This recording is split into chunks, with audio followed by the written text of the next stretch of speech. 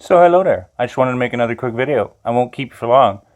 It was something I was reminded of while listening to a critical drinker stream. And I mean, he's not a believer, obviously. I try not to be rated R in my videos, but I got pretty thick skin, so it doesn't really bother me like it might some people. And, you know, regardless of what you want to say, I like their opinion, his panel's opinion on movie reviews and woke Hollywood and the nonsense that's been happening lately. And so, yeah, I haven't made a video in like a couple days, and I just thought I'd pitter-patter, let's get at her. And so, yeah, all that being said, all that aside, I just find it interesting to look at this from 2 points of view. The problem today, as we see it, or the fruit from the poison tree mindset that looking at it from outside the box, the problem didn't even exist 100 years ago. You know, back in the cowboy days and before that, kids were already working at 15 or younger, God forbid slavery and whatnot, but with their families, farms, whatever, the concept of a teenager didn't really exist till the modern era here, the last 100 years.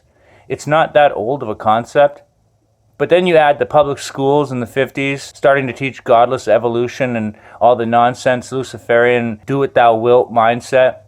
You know, and then the 60s show up, and sex, drugs, and rock and roll.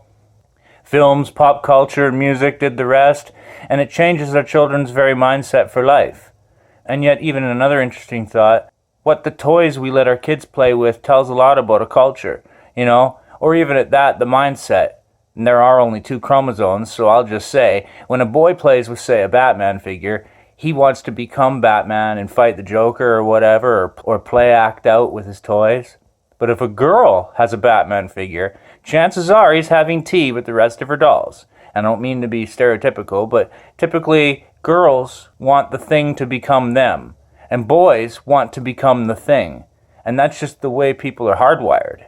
But now with all this toxic feminism in media, gender politics, etc., you can just look at Marvel or Star Wars, Disney in general, the woke media run by SJWs and toxic third-wave feminazi women.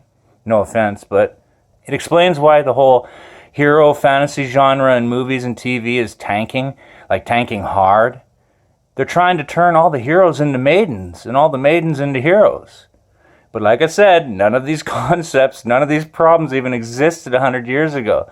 So if we can just step outside the box and think of it that way, it's like food for thought. It's like arguing about a problem you don't need in the first place. It's like arguing about who gets to live in a house that's on fire. What? Why would you want to live in a house that's on fire? And I mean, I pray for people, Jesus save us, but turn off the TVs, they're way too misleading. They're telling you lies until you believe it. Repeat it, repeat it, repeat it, repeat it. I mean, Operation Mockingbird. And so, yeah, I just wanted to make that quick video because I thought this was an interesting thing to think about.